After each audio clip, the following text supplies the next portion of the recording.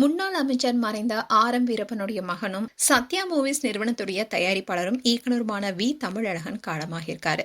நடிகர் ரஜினிகாந்துடைய பாட்ஷா 3 முகம் போன்ற வெற்றி படத்தை தயாரித்த இவரு வயது மூப்பு காரணமா தன்னுடைய 70வது வயதுல மறைந்திருக்காரு.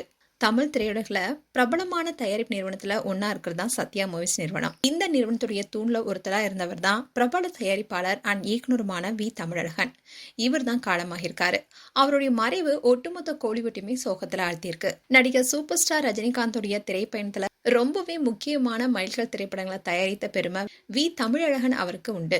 இதுல முக்கியமா சொல்லணும்னா ரஜினிகாந்துக்கு ஒரு புதிய பரிமாணத்தை கொடுத்தது 3 முகம். அதே மாதிரி வசூல் ரீதியா சாதனை கொடுத்தது பணக்காரன். தமிழ் சினிமாவில மிகப்பெரிய வெற்றி படமா அமைஞ்சதுதான் பாட்ஷா.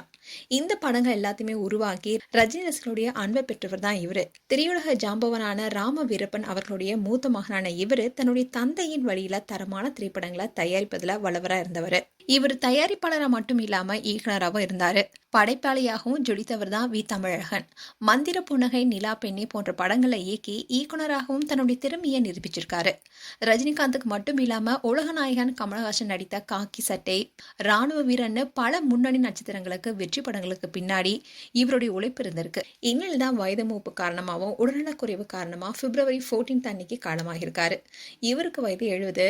இவருடைய மறைவு குறித்து சத்யா மூவிஸ் குடும்பத்தினர் வெளியிட்டுள்ள அறிக்கையில February 16 மாலை 5 மணி அளவுல தியாகராய நகர்ல இவருடைய இல்லத்துல இறுதி சடங்கு நடைபெற இருப்பதா தெரிய வந்திருக்கு.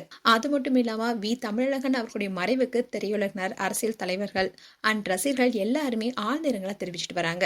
அண்ட் இவருடைய இறப்பு செய்தியை கேள்விப்பட்ட நடிகர் ரஜினிகாந்தோ ட்விட்டர் பேஜ்ல ஒரு ட்வீட் போட்டிருக்காரு. அதுல அவர் என்ன சொல்லியிருக்காருன்னா, மதிப்பிற்குரிய அமரர் ஆர்.எம். வீரப்பன் அவர்களுடைய புதல்வர், என்னுடைய அன்பு தம்பி தமிழழகன் அருமையான மனிதர். அவருடைய திடீர் மறைவு எனக்கு மிகுந்த வேதனை அளிக்குது. அவருடைய ஆத்மா சாந்தி அடையட்டும். குடும்பத்தாருக்கு என் ஆழ்ந்த அனுதாபங்கள்னு தெரிவிச்சிருக்காரு. இது போன்று பல பிரபலங்களும் அவங்களுடைய ஆழ்ந்த இரங்கலை தெரிவிச்சிட்டு வராங்க.